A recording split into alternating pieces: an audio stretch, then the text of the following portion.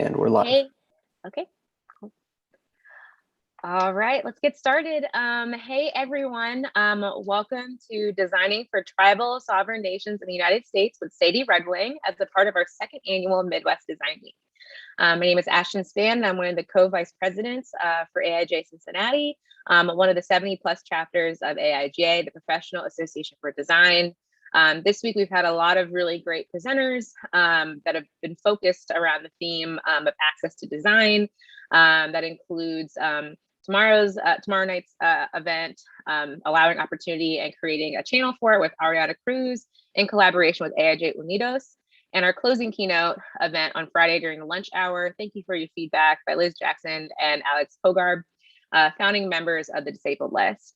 All events will be available on YouTube, and in case you're able to unwatch them any of the events in real time, you'll be able to go back and rewatch them without any problems.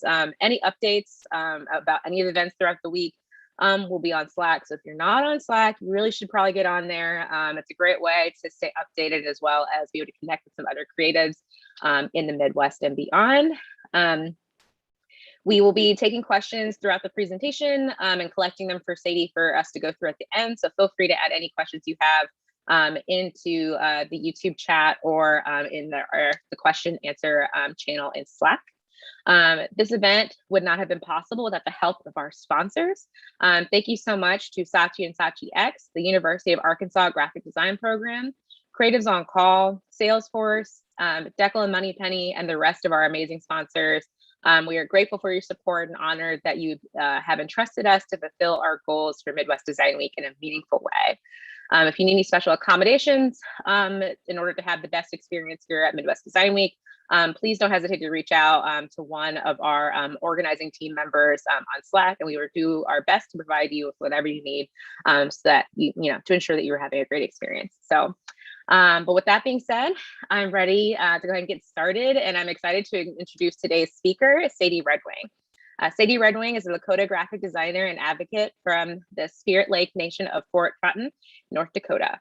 Redwing earned her BFA in New Media Arts and Interactive Design at the Institute of American Indian Arts. She received her Master's of Graphic Design from North Carolina State University, and her research on cultural revitalization through design tools and strategies created a new demand for tribal competence in graphic design research. Redwing urges Native American graphic designers to express visual sovereignty in their design work, as well as encourage academia to include an Indigenous perspective in the design curriculum. Now, with all of that out of the way, we'll go ahead and hand things over to Sadie. Go ahead, feel free to share your screen. Absolutely. Thank you for the wonderful introduction. I am super excited to share. And I just want to say happy belated Indigenous Peoples Day for those who celebrated on Monday. So I'm happy to follow up following that holiday. So hopefully you can share my screen. If anything goes wrong, feel free to chime in and interrupt, but I don't want to waste any time. I want to go ahead and get started. So I just want to welcome everybody from the AIGA Midwest. My name is Sadie Redwing.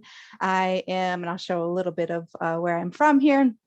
I am currently sitting in Central South Dakota, but I am enrolled citizen. So my citizenship is within the Spirit Lake Dakota Nation. And if you can see my cursor, it's that little tiny square up in North Dakota, but you may hear myself reference myself as Lakota. I grew up within Central South Dakota along the Cheyenne River Lakota Nation. That is where I am born and raised by my grandmother. And so sometimes you'll hear me say Dakota, Lakota. We're talking about North and South Dakota. So a lot of Okotas, but just to know that I am from the Central South Dakota within the Great Plains area. So if you can kind of see, again, this map right here isn't necessarily accurate, but just to kind of know that my representation and perspective is going to be within the plains. So really within the grasslands or traditional prairie. And honestly, this map is a little bit inaccurate. This is post-colonization, because I've always heard stories that us Plains tribes, we would follow the buffalo from Canada all the way to the Carolinas, but it wasn't until more that colonization kind of destroyed a lot of our prairie to the point where now we're on these little reservations. But I'm very happy to work within the Native American demographic. I am currently a student success coach with the American Indian College Fund. So my work right now, or my position, doesn't categorize me as a designer. I am more of an advocate specifically for the Indigenous demographic who need the resources in order to feel included and safe and comfortable working within higher education spaces. So you might hear me in two conversations within design research and also advocating for a Native American student experience at a mainstream Western college. So one of the reasons why I'm on both of these paths is, one, we need greater curriculum and more assignments built within the graphic design program that speaks to Indigenous populations, but also two, there is a strong urgency of the lack of retention to hold Native American and Indigenous students into art and design spaces. So I really am passionate about learning how to create resources so that we can keep Native American students in their seats, specifically at art and design schools. So you will notice that a little bit of my work here in speaking around what that looks like and introducing indigeneity and sovereignty into a classroom space. But before I kind of get into some of that work, I do want to share a little bit of my journey. I've been fortunate pre-COVID to have traveled across the globe the past 4 years, and I've shared this presentation called Fuck the Stereotype. And what I really share during that presentation is there's such a dependency, or there was a dependency of stereotypes when targeting the Native American demographic, but there's a lot of these sovereign tribes that are pushing for sovereignty, and that includes the practice of decolonization. That also includes the practice of expressing a different narrative and identity away from the stereotypes. So what has been interesting in the past year or so that we've been progressing far from that stereotype. There's been a lot of social, or I guess a lot of how do you want to say, events in the news that have happened in the past year or so that has progressed this the going away of being reliant and dominant on that stereotype. So, but before I kind of get into that progression, I do want to share how we kind of work into that space to talk about these terms around sovereignty, visual sovereignty, and decolonization. And one things that I'm pulling from that Fuck the Stereotype presentation is how the search results within our search, or so for example, if I have a student who is looking for inspiration on an assignment that they want to include some Native American visual language into that piece, well, where do they look and where do they go to, and what results come from these searches? And when you go on Google, you'll notice that, well, I should say my Google results and have maybe a little bit different than yours, but just to know on an average Google results, when you Google Native American graphic design, Indigenous graphic design, there is an extreme lack of actual Native American graphic designers in their search results. And the same goes with these other search engines too. So I know I have a lot of students that utilize Behance and view other artists' portfolios. So I'd have my students do a practice and say that when you get onto your search engines, put in these keywords like Native American, Indigenous, American Indian, and see what you find. And what you find too is there's still a large dominance of a non-Indigenous artist into these spaces. And I'm just going to give it a couple of examples, but just to understand there is, I'm going to say, harm when it comes to the lack of Indigenous artists into these spaces. And part of that is there is a demographic that is still very, how would you say, still very vulnerable in the sense of acquiring what is authentic Native American visual language. So for these next few slides here, I just kind of want to show what kind of comes up in these results specific to Native America in the continent of North America. So if a student is seeing this image, it's the artist from France, and what images are they predicting when it comes to Native Americans? Now, I'm not for sure how if this artist or designer from France is familiar with Native American culture, or maybe this is speaking to the Indigenous people of France. I'm not for sure. But if this search result is coming up when you're speaking to specifically America, it's not really helpful for my student that is looking for greater research resources. So in means of, I would ask my student, does this speak to you? Does this represent you? Does this give pride in who you are as a Native American? And again, not necessarily a right or wrong answer, but to give the student a chance to really allow, if they relate and have connection to these images.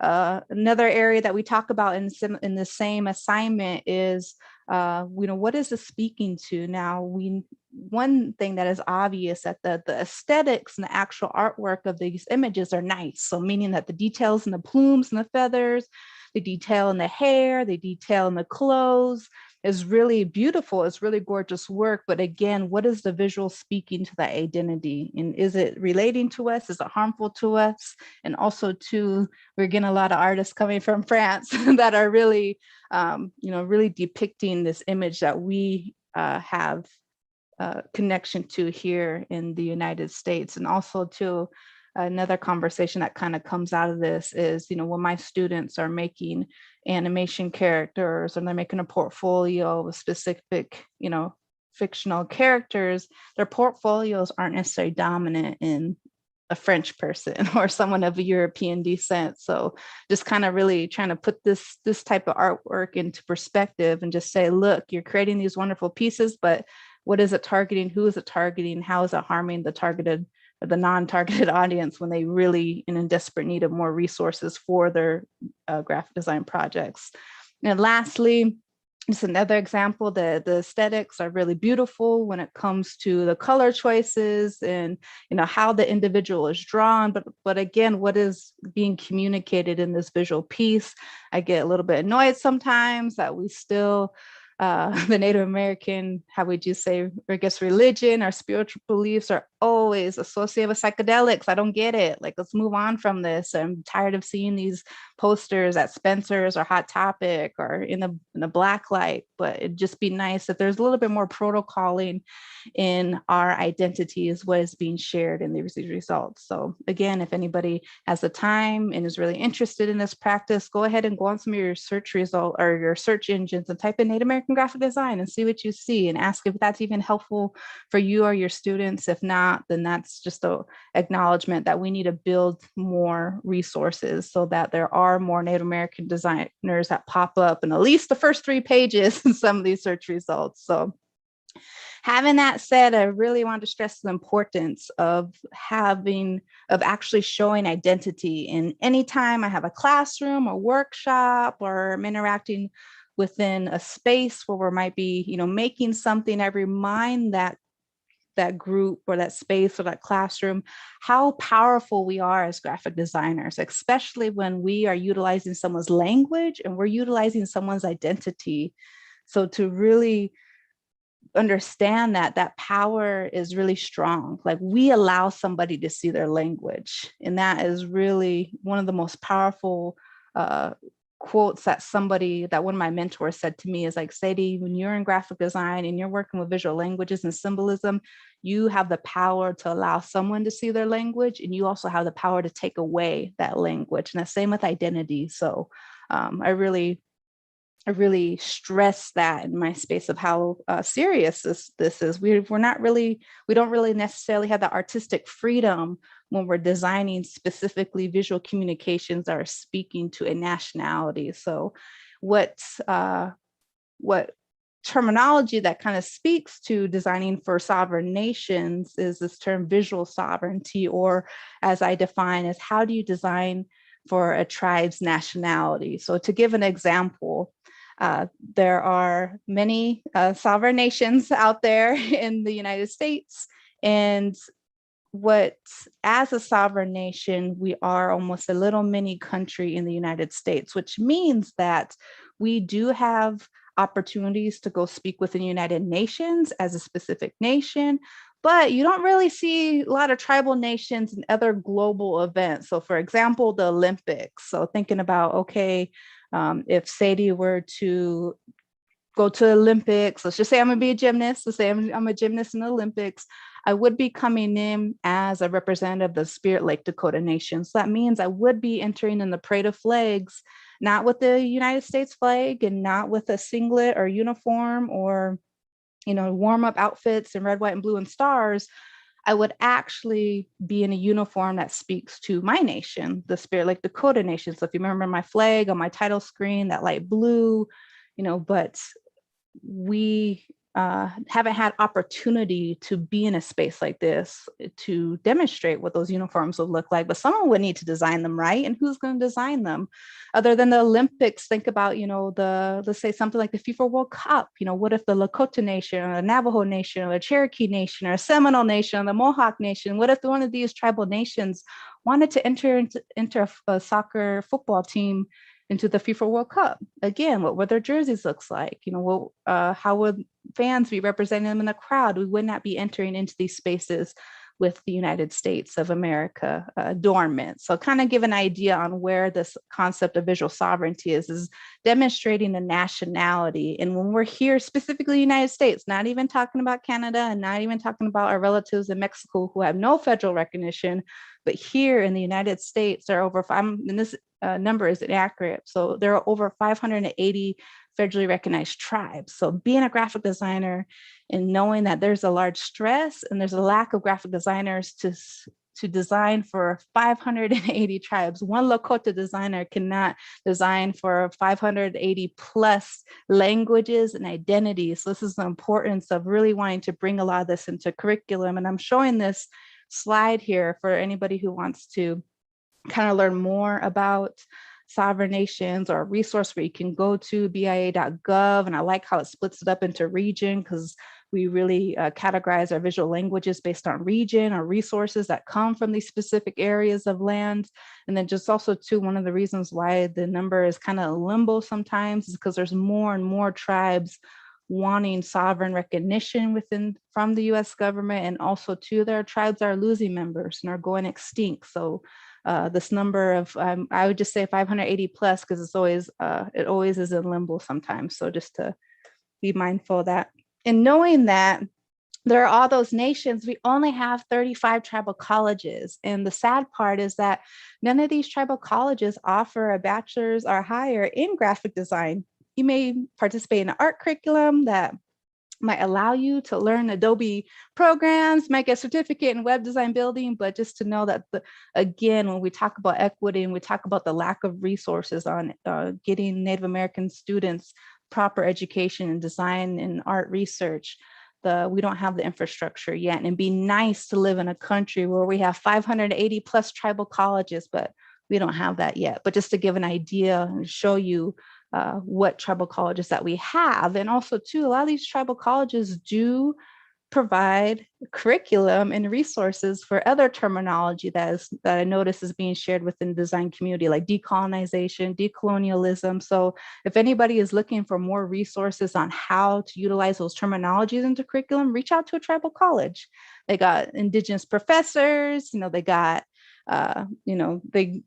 all the aspects and motives to actually practice this word decolonization is there at those tribal colleges. And I always have to give a definition on how I define these, because I'm coming from an experience that I'm actually being affected by colonization now. So decolonization, we're talking about ownership of land. So here in the United States, who are the two parties that are constantly at war when it comes to land here in the United States? It's the US government and it's the tribal nation. So for myself, I'm a generational landowner that has land that has not been owned by the US government, but I do have the state of North Dakota and the state of South Dakota still wanting to buy that land. I still got farmers and ranchers kind of destruct that land. So just even thinking about this actual practice and demonstration of how do we show land rights, and how do we show that there is a nation that owns that land, so that the larger dominant demographic in the United States doesn't, just destroy us completely. So really thinking about the ownership of land and where tribal nations are demonstrating that act of decolonization is obtaining and wanting to demonstrate where the land rights, versus decolonialism where we're looking at more policy, more rules, more frameworks, more, I guess, guidelines, you can say, rules. And for example, instead of actual land ownership, an example I would see of colonialism is how something like the Bible has constructed the culture of the United States. That Bible has introduced, gender roles or just different beliefs, but not necessarily talking about ownership of land. So really thinking about policy versus land, physical land ownership. So some of these next screen caps are a bit outdated, but again, it's been a weird year. I feel like time has been really awkward. So yes, this was last July, but I feel like it was just yesterday.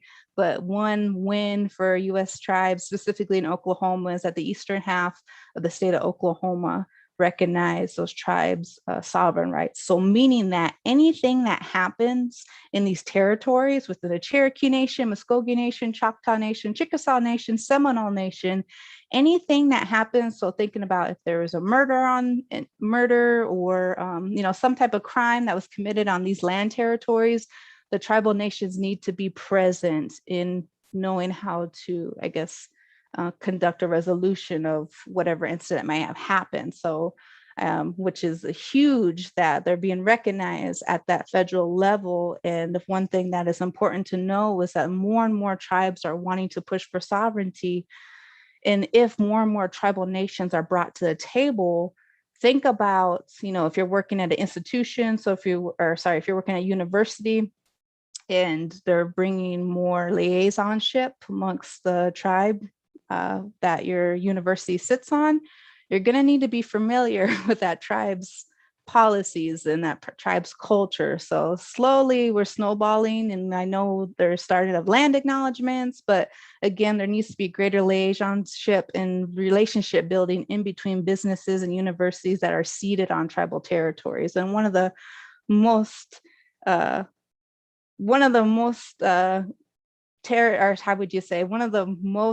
demanding aspects of wanting to get these land rights recognized is seen in our fight, the Lakota, Dakota, and Nakota's fight for the Black Hills. So within the treaty, the 1868 treaty, it outlines specific land, which I'll show in this map here. So within that treaty, this shows that all of this is land of the Ochete Shakowin, or the Lakota, Dakota, Nakota. And if you see, or if you know, what is present in the center of this land is a very tourist trap called Mount Rushmore. But just to know that something like Mount Rushmore is in our Black Hills, it's in our ceded territory, and anybody who is in the White House is not going to want to turn over Mount Rushmore to us, but also they are fighting to buy the Black Hills from us. So if a solution of wanting to solve this problem of not wanting those Black Hills to be sold, we need to demonstrate ourselves as a nation. Well, how are we doing that? And how are we doing that visually? How do people know that when you cross in the western half of Missouri River that you are in Lakota territory?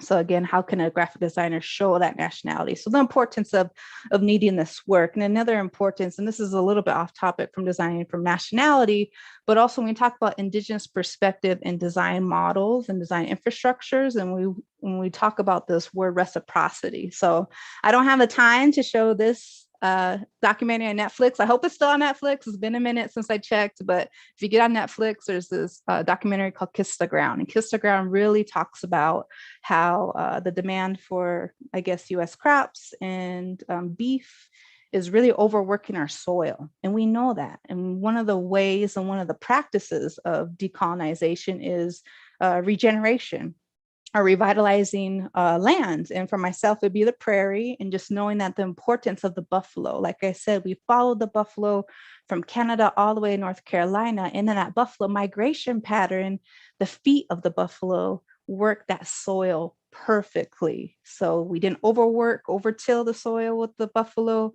and it kept that prairie alive, and it kept that grass long. And that grass, that tall grass, cleans the air just like trees. So when we get into talk about climate change, and we get into talk about bringing more Indigenous perspective or design research into spaces, this is another example of what decolonization is.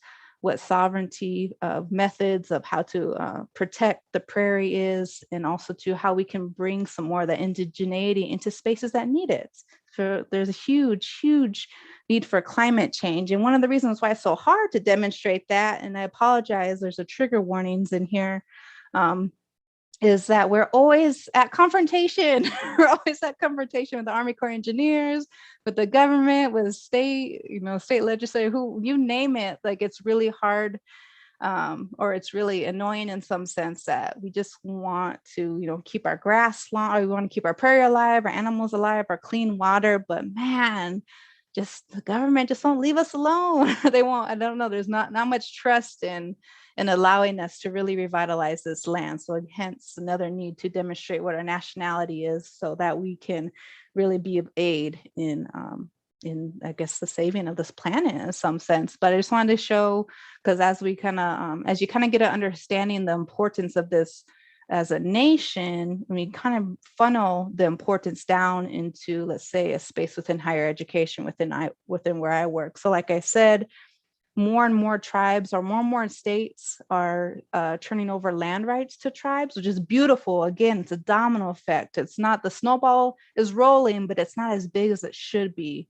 And just to know that more and more regions, we're seeing it on the West Coast, hopefully more here in the Midwest. But if you can just kind of get a sense that, there is progression and there is movement. And again, if you work in a business or university that is going to be seated on tribal territory, hopefully you're understanding the importance of why there needs to be a land acknowledgement and why you need to be familiar with that culture, especially if that liaisonship is brought at a higher level. So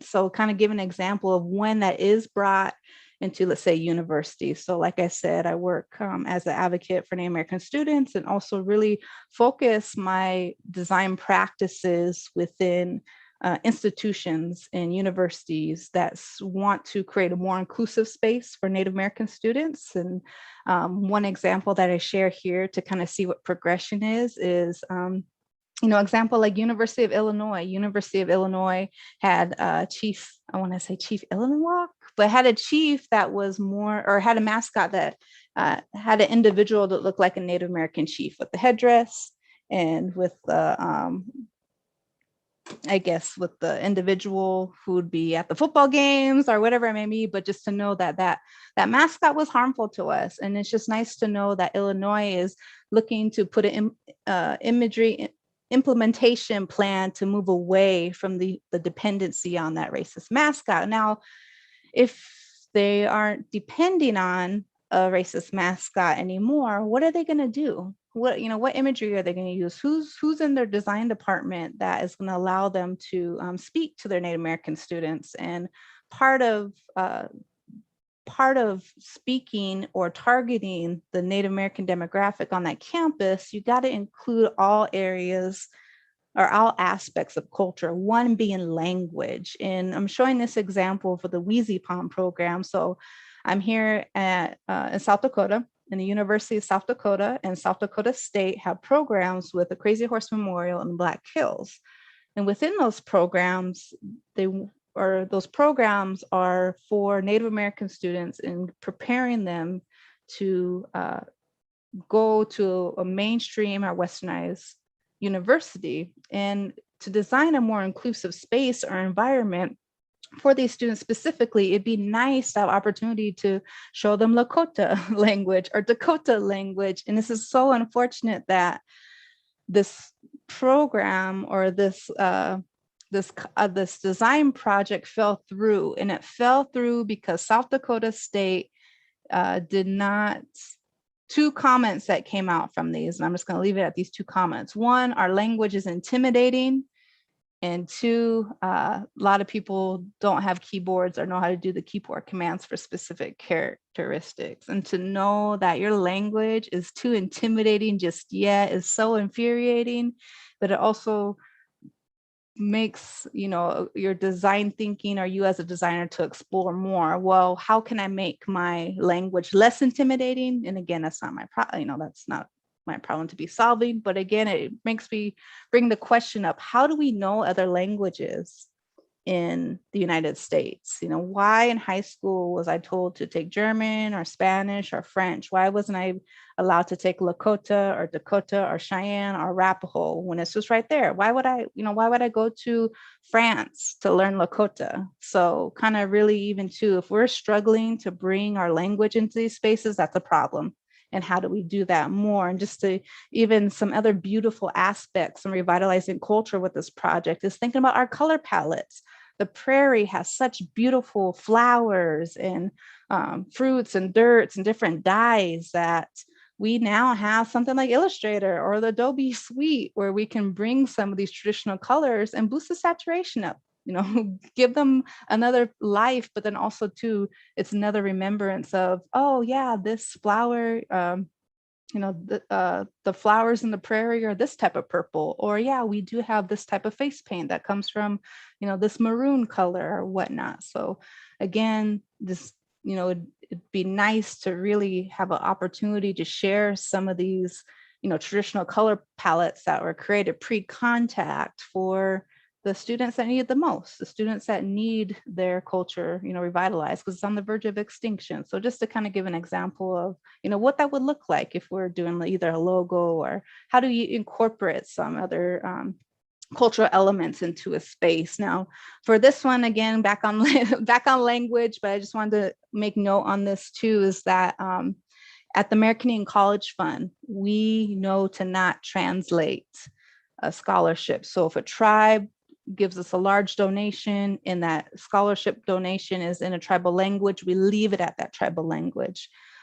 For this one, the Ina Na Wonk Sape scholarship for the single mothers, I work as a student success coach, if I'm getting a student a list of scholarships, and if a student is unable to translate this or doesn't know what it is, they're probably not going to apply to it. So how can you give some identity or visual communication of what this scholarship is if a student can't translate it? So hence, well, what does a single mother look like? What does a Native American mother look like? How do you put a Native American individual onto a design or onto an art space without giving them feathers or without being stereotypical? So as I'm going to share in these last few examples, which I hope helps for some other people's branding, especially think about Indigenous Peoples Day next year. You want to put in some characters or individuals that look Native American, but aren't using like feathers or stereotypes. You know, what are some cues or what are some things that you can do? And I know working with the students, specifically on this project of the Our Voices at UC Riverside in California, their Indian Health Services program had a podcast, and that podcast was intended for physicians or nurses or anyone in that medical or health field that are non-Native or non-Indigenous, and they work specifically with Indigenous patients. Now, there is a lack of cultural competency there in that work, so that podcast was a resource to help those professionals work respectfully within their patients. Now, to give some imagery to those podcast covers, working with the students group, so I'd ask them, well, how do we show a Native American individual? And one of the main things, one of the most beautiful things that came out of that workshop was adornment, jewelry. You know, we have such great fashion and it's always appropriated. Like, let's show what we're wearing in modern times. And we show like what jewelry is unique to us and what different tribes show that or wear the specific shells or bones or beads or leather or whatever it may be. So for the woman individual here with her earrings, now the individual in the purple, this individual might seem a little bit androgynous, but just to know that there are Native American men that do work in health and do work as physicians and doctors and nurses. So how do you represent them? And how do you represent a Native American male if they are an individual long hair? And how do you represent them if they may not, and I'm saying this respectfully, they may not have the genetics to grow a beard or to grow a mustache. So just to know that they need representation too, and to really push that their identity is just as important, even if they're even if they don't meet the stereotypical masculine image within the United States. So, and then lastly, I'm going to wrap up here. This is a piece that I made within the college fund, and I made this piece with this one idea in mind. I had an elder tell me, again, the power of being a graphic designer, that we as artists and designers and photographers, or you name it, who are working with the Native Americans, we need to document what a Native American looks like in 2020, 2021, 2022, you name it, 2015, because 100 years down the road, when a student is wanting to know what Native Americans were like in the 2000s, and if we're still relying on imagery from the 1800s, they're gonna think that we haven't changed since the 1800s. So how can we document our identity now? And just knowing that this piece was created in COVID time, and the importance of a Native American student, but beating the odds. And what do they look like in higher education space? They're going to have a mask. They're going to be wearing their jewelry. And this individual here in this piece is in front of the world. And in the world is, if you can see, there's florals branching out of the world, which is kind of speaking to our flourishment and our blooming, and that we're bringing that knowledge and perspective and identity and sovereign and demonstrating decolonization into these higher education spaces. And there needs to be more resources for them. They need to be included, which includes, these communications and these visuals, and to know that we need more educated Native American graphic designers to do so, because we are becoming more and more included into space. Our sovereignty is being recognized.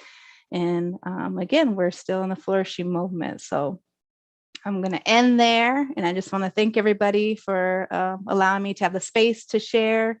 And yeah, feel free. There's I'm mostly active on Instagram, my website's there, but feel free to reach out and send me an email, sadieredwing@gmail.com.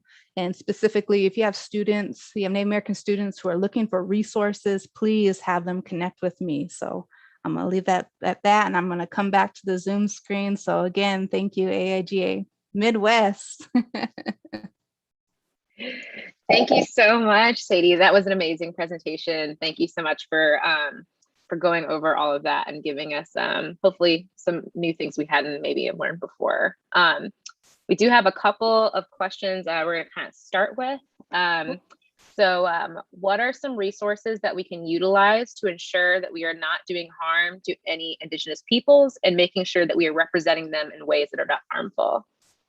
Yeah, I would say first, depending on where you're at in the Midwest, see if there's any resources that speak to the tribes in your nation. So for example, if, depending on where you work, on their website, is there any type of land acknowledgement? If not, is someone going to ask why not? Or maybe even too, if there's opportunity to really ask questions on how you can get more information on the tribe that you're next to. So either that might be in a museum, either that might be in a cultural center if you're in an urban space, but they're out there. And if you're struggling to find those resources that might be within your own city or within your own community, I would suggest to reach out to a tribal college that might be in vicinity. So vicinity might mean 100 miles, 500 miles, but if you get a chance to, just Google tribal college and, reach out to a tribal college, and I guarantee there's wonderful resources there. If not, I would suggest, if you are somebody who's, looks for more resources within social media, check the hashtags, hashtag land back, hashtag decolonization, hashtag, I know right now, Indigenous Peoples Day, there's gonna be all kinds of work in those hashtags. So it's unfortunate that we don't, as a tribe, I'm speaking for our 500 plus tribal nations, we don't have a community like AIGA, meaning we don't have conferences. It's a little bit harder to get on and maybe look for specific Native American graphic designers. but if you can, if you have opportunity to go to either a museum, connect with a tribal college, or get on social media and check out some hashtags, or even just do some searching on hashtags. And just now, Indigenous Peoples Day it was just Monday, so I guarantee there's still some some pretty frequent, or how would you say, just relevant events that might have been going on that could direct you. Sometimes you got to go down that Instagram rabbit hole. And again, if there's anything specific, please reach out. Awesome. Thank you. I wanted to share, it's not a question, but I wanted to share this comment with you. Michael was saying in the chat, like, love to think that all of these patterns and iconography was graphic design before we even thought to call it graphic design. Yeah, that's one thing that's a little bit challenging too, is that when we live, so being an educator, being within, being Indigenous, and knowing that I'm coming into a space with a very long history, and to know that something like English or something like the alphabet, it's still pretty contemporary. Specifically, when we talk about Midwest, like colonization didn't hit here until like the late 1700s. So if you're out on the East Coast, you got hit with it, in the 1400s, but it still was 200 years until Custer made his way to, let's say, South Dakota. And just to kind of be mindful that, they weren't in Lamborghinis, so it doesn't mean they're here overnight. So we still had that time to preserve our culture a little bit, but part of that cultural preservation allowed us to document with visuals. So if we didn't communicate in English, we didn't write in English, how are we documenting stuff? And how are we writing stuff? How are we remembering stuff? Like it's not like I could, get out a notepad and write my grocery list down. Like how would I, what type of cue would I give myself to remind me of what I need to do, what my prayer may be, what my family history may be, what event happened at war, how you, if we're following the buffalo and we're going down, and we interacting in the trade routes, how do I remember all these significant events? And they usually come from either symbols. They usually come from I always see the use of the Ojibwe dream catcher with beads on it, something like how a bead acts as a memory cue. So if I look at this bead, a specific color, it reminds me of that specific event. So kind of same thing with our painting, same thing with our symbols. So just to kind of really show that in a respectful way, where that patterns or those visual languages aren't ending up on anything inappropriate. It's just kind of the reminder is like, yeah, like if we didn't have A, B, C, D, how were we, documenting a lot of this, a lot of important information that needs to be shared. So that kind of comes within those semiotics of why we remember something based on an icon or a symbol or index or whatever it may be. Definitely makes sense. We've got a question here from Sarah asking, do you ever involve the Native tribes in your creative process for your projects? I do, and it depends on the region too. So it depends on what is being created. So if I am making something that is going to speak to all the Lakota Nation, I have to make sure that an elder is present. I have to make sure that, if I am speaking in Lakota, it's going to be written correctly. Everything is going to be useful and appropriate to be shared. Not every single project I'm reaching out to Spirit Lake Nation, or not every single project I'm reaching out to the Cheyenne River Nation, but just to know that this is why it's important to have curriculum, to have somebody educated in a sense, so that whatever they communicate is trusted.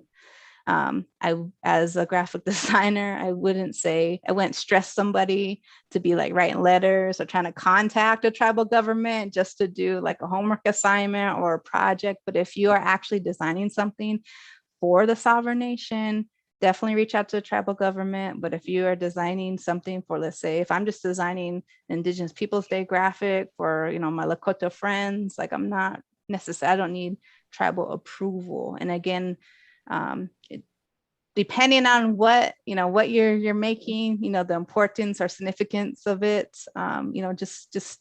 just be mindful on, what, I guess just don't be pulling something out of thin air. Like there has to be some type of direction and appropriate messaging when utilizing tribal visual languages. And even to maybe that question was asking if, I'm not comfortable working in other tribal visual languages. For example, like if someone was asking me to do something that's targeting the Navajo Nation, I would probably reach out or pass a project to a Navajo designer, or if I am asked, or if I'm invited to work, for example, working with University of Wisconsin, Madison, that is predominantly Ho-Chunk and Anishinaabe territory. And I had professors of those descents present to help protocol my choices. So, again, I know it's really hard to find resources on specific tribes and visual languages, but I suggest if you can't find a designer, find that professor. On a similar kind of note to that, and you might have, I think you kind of covered some of this in a previous question, but, representation of BIPOC, designers and design work can be often slim to none when you're in design school. I know it was pretty not a thing whenever I was in design school. It was a lot of white guys were covering all of the, the different design work in. So what recommendations do you have for educators who are wanting to include Indigenous perspective or education in their design curriculum?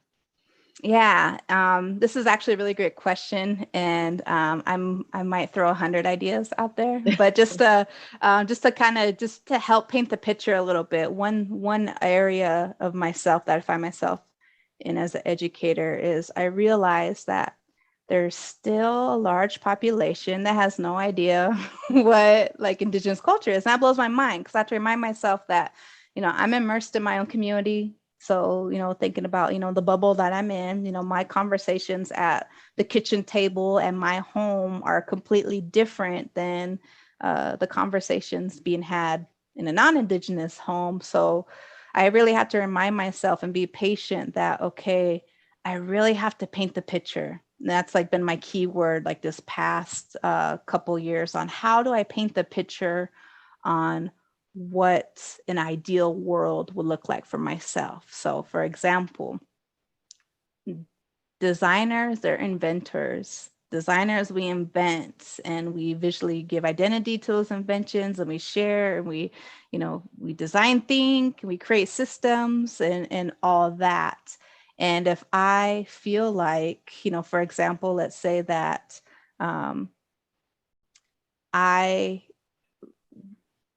I know what the journey was as a student, as a Native American student at a non-tribal college. I knew what it felt like when I would walk into a classroom and I was the first Native that someone's ever seen before, and there was just no competency, or there was just no, it was just hard to have, a response. So I really had to practice, okay, you have all these things, I want them too. But I can't do it alone. Hence, this is me wanting to be a teacher so I can help get future designers educated so they can start painting a picture of a future world will look like. So if I, sorry, this is gonna be a little bit of a long answer, okay. but it's okay. We've got time. So let's say that, if I just wanted to make my students' journey comfortable, like meaning that I want to feel like everyone else. And if, let's say that we got finals, we got midterms, we're sitting in a classroom, I see all my classmates and they all got Red Bulls and they all got different flavors of Red Bulls. I was like, man, like I want a flavor of a Red Bull that comes from the prairie. So let's say the choke cherry. The choke cherry is a fruit from the prairie. And I was like, man, like it would be nice. I'm trying to get these finals done. I want to have a choke cherry Red Bull. Why don't I have that yet? So even how would I bring that to life, and who would brand that? So that was just one little example. A second thing is, okay, I got my Red Bull, maybe I'm hungry, I want to take a lunch break from my midterms and I want to go to a Native American fast food chain. Like I can go, let's say I went to North Carolina State Food Court, there's like Chick-fil-A, Taco Bell, maybe Bojangles or something, but where's the Native American fast food chain? And really asking these questions that people don't really think about. So, if someone said, well, I don't know of one, if there was one, could you name a meal off of it? Could you and picture what the architect of the building looked like? Who's going to design the menus and stuff like that? So now let's say that, what if, again, same classroom, I got my Native American fast food meal, I got my Red Bull. Now, what if I wanted Alexa? So let's say that, we're playing music to kind of get our assignments done, but I want to Alexa and I want to speak to Alexa in Lakota. So all right, I'm going to contact Amazon, let's get some tribal languages spoke with those Alexas. Well, who's going to speak them? And stuff like that. So, and I hope might be a little bit of a far-fetched example of what to answer this question, but my main point is that when it comes to painting a picture, we really have to envision what a future looks like for a Native American student. A Native American student can get a graphic design degree and have their portfolio, go work at a firm, work for IBM, or go work at tech or whatever it may be, wherever they would see them to be. But if they can't envision a future for themselves and to be included, and if no one is giving those examples, then they're going to be lost. And I know there's a lot of ambition, and there is, there specifically in my generation to go get educated and come back to the community and help, demonstrate sovereignty. Well, we do need Native American students educated in future trends. So other than Alexa, how's AI going to help their tribal communities? What if they're in a community where, we don't have electricity? We don't even have 5G where I'm at right now. Just even think about how this pandemic has really made us rely on like Uber, or I'm gonna say like Uber Eats or, Amazon delivery. Well, what if we don't have addresses on our reservations? So, for this long-winded answer to kind of share that, the more that you can help paint that picture and to help include, and you don't have to understand the culture, just really think about, well, what would help you be a good student other than food and other than Alexa? Like, what about a calendar? How you want to get your homework assignments done?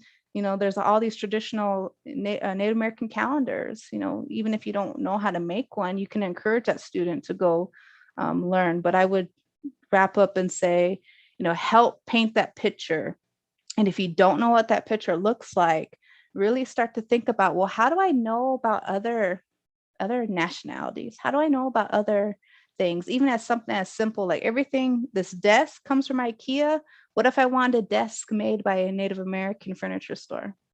Who's going to spark that idea and who's going to allow that? What if I wanted to buy a laptop? What if I wanted to go to my reservation, go to, I don't know, like a Native American Best Buy, and I wanted to make laptops built by Native Americans? Like, why is that such a far-fetched idea? So again, because these ideas aren't communicated probably as often in your general conversations, the more you can, try to build what a future would look like for a Native American student, the more they're going to excel. And it's okay if you don't know the language. It's okay if you don't know the culture. You just got to really be positive and just be like, all right, well, I don't know any resources, I can't help you. Like that, just got to really, just lay the foundation there. And I guarantee that those students will go. So, I always ask myself, like, how do I know so much about like pho or sushi, or how do I know so much about like anime characters? Like, what if we if we had these same awareness and exposures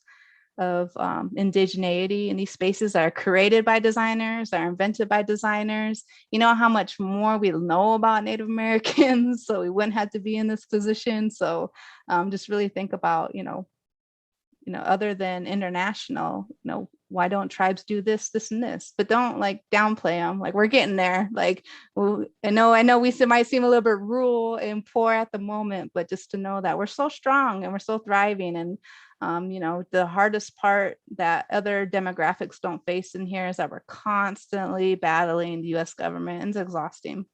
So it's just like we want to be in these conversations around technology, but also at the same time, I'm tired of, just tired of the stress on like the destruction of my own homelands. Like I can't even focus on this research when when the Army Corps of Engineers are just, at the fence posts. So. Okay, let me see if we can get through a couple more questions. So thank you for that response. I think that was really helpful. There's a question asking, is the BIA.gov the best resource to reach the nations that may be present in my area, or are there other sources to find that information? Yes, I would start there. I would start there, as at least you can see a map. You can at least see area, or you can see, depending on where you're searching within that region, you can see where offices are. You can kind of see where they're populated. You might even see some of them might be populated more close to a river, or just to kind of get an idea of where they may be at. I would suggest to use that site. If another area of conversation that we didn't get to in this presentation, but also is going to be kind of coming into a larger conversation too, is relationship building between the BIA and the US government. So, and thinking about, like I said, the more and more these nations have their sovereign rights, there's going to be more liaisonship. And part of that liaisonship is going to include a tribal government being brought into more of these infrastructure places. So if you are just looking for general, reservation names, sovereign nation names, who's closest to your area, there's, I'm blanking out on the link, but there's a link where you can see what land you're actually seated on right now. But I would suggest check out BIA. And again, if you, I know BIA has greater resources, but if I'm so within the realm of higher education, just Google tribal colleges and just see what might be close. Because I guarantee they probably work with universities, they probably work with governments and states and agricultural programs, health programs. There's a lot of connections out there, and sometimes it's just hard to, just find a trusted resources when you're just, getting on Google and putting Native American nations. So BIA.gov for sure. Okay, perfect. Yeah, and if you ever think of that other link later, you can send it to me, and we can share it out in the Slack channel too for anyone who might be interested. Cool. And let's see, we've got a comment and a question. The comment is, I grew up in the Western US, and there's a lot stronger Native presence there than it seems to be in the Midwest. That makes sense now with the time gap as colonization moved west. Yeah, I don't. So yeah, I'm not for sure who might be watching and how much they're familiar with, invasion or colonization, or which direction it was coming, and whatnot. And I don't want to be too boastful and say that as the U.S. government, or as colonization at the East Coast and got the U.S. government coming, and as they're getting past the Mississippi River, coming to the Missouri River, man, we put up a good fight to stop them. And just meaning that there's a lot of pride in that. There's a lot of pride in being within the Midwest, and being the tribes are the only tribes to this day that have defeated the U.S. government. Now, in the Western aspect, not saying that if they did demolish us, that colonization might look a little bit different on the West, but also colonizers from the South, and then up from I want to say the French or the British from the North into Canada coming down to the United States, and also the Spanish coming up from the South. There is great influence on that West area, but I can't speak enough to the West to really say what colonization looked like after, or who invaded what and what territory on the West. I just know that we put up a good fight to make sure that that colonization wouldn't go past I'm going to say Wyoming, but also too it might be hard to find now, but I guess there is prominent trade route prominent trade route points that could speak to that cultural preservation. So for example, in New Mexico, down in the Southwest, they have tribes that have not moved. They have tribes that preserve stuff from, since the dawn of their time. And to know that that still exists is so beautiful.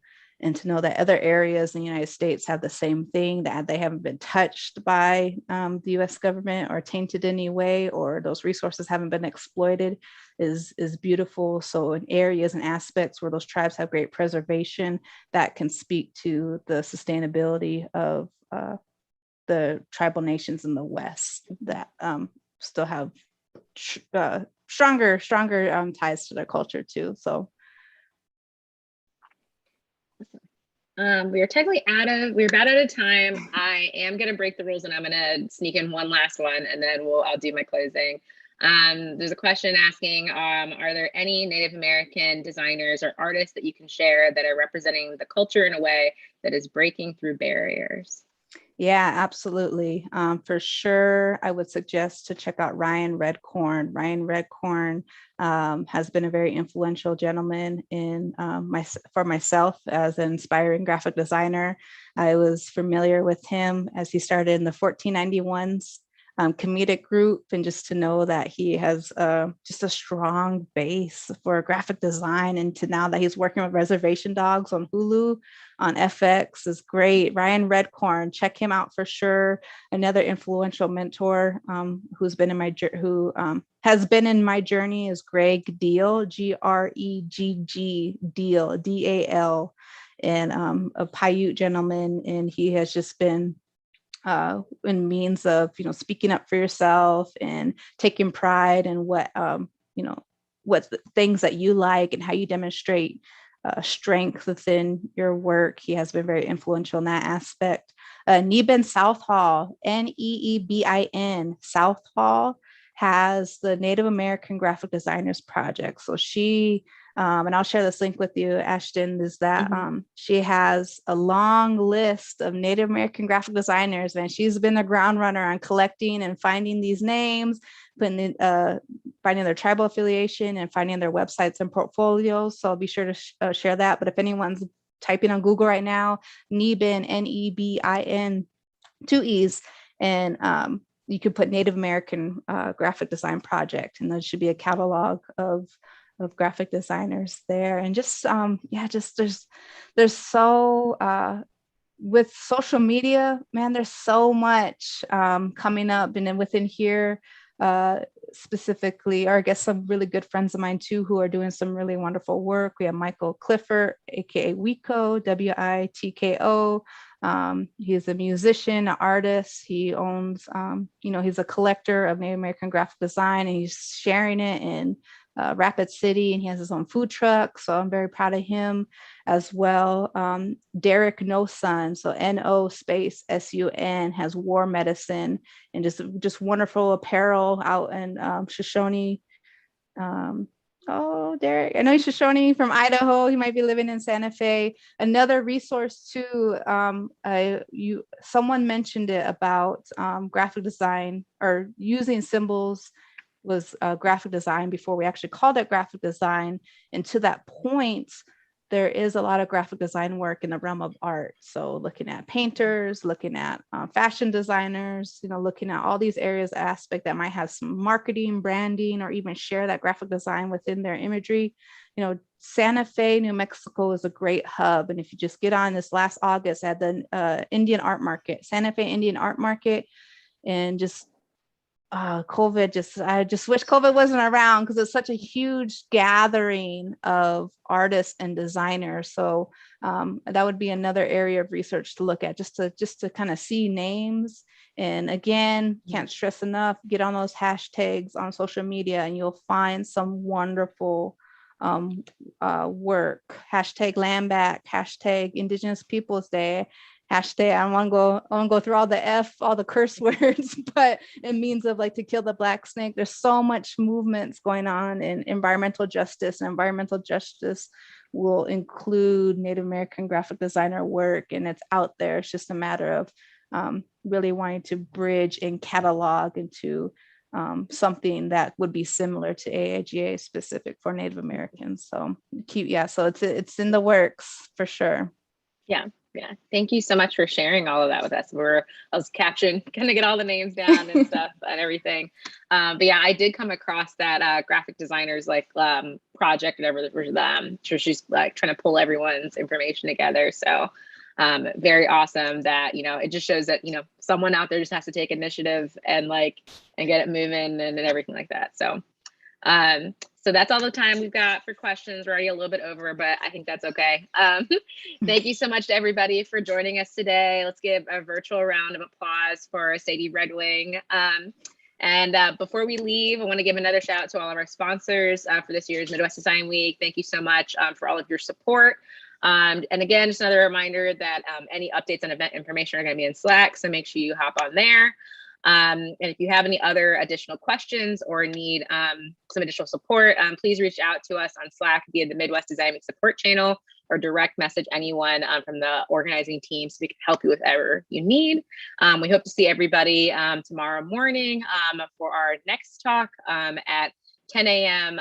Eastern Time, 9 a.m. Central. Thanks, everybody. Awesome.